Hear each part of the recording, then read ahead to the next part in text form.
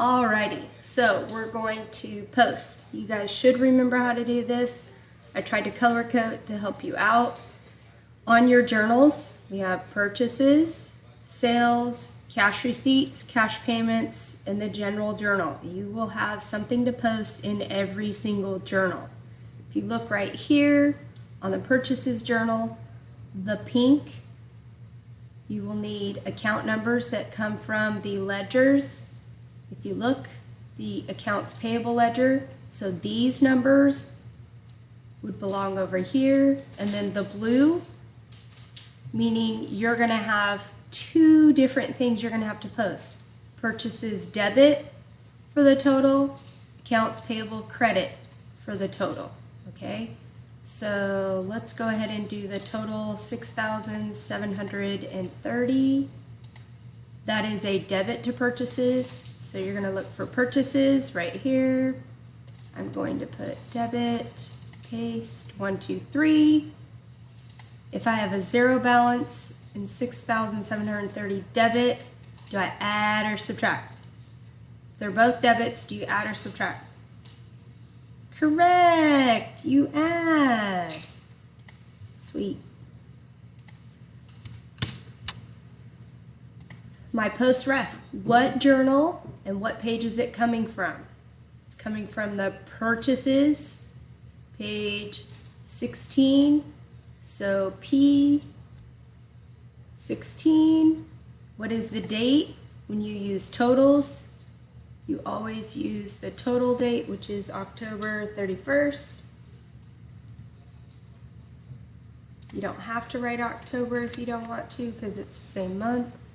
What's the account number? 510. So I'm going to go over here, 510. You're going to have another one, accounts payable credit.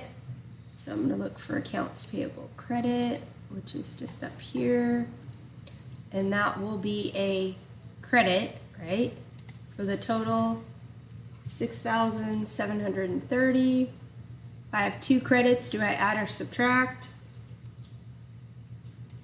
Good, you add.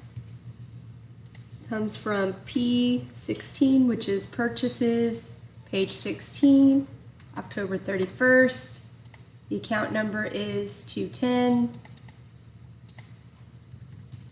210, sorry, I deleted. So that says I posted the total for both of these.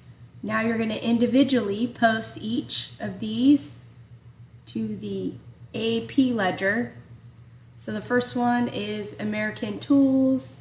American Tools. It is a credit of 1230. If I have two credits, do I add or subtract? Add. Good.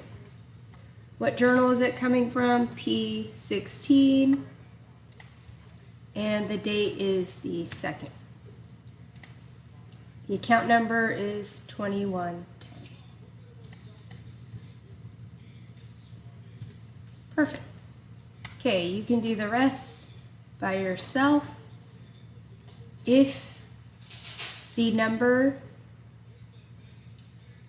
is bigger than if you happen to have a debit and it's bigger than your credit. So let's say this was $7,000. This is just an example. If you have a debit and credit, do you add or subtract? Correct, you subtract. As you can see, there's only one balance, the credit balance. What do?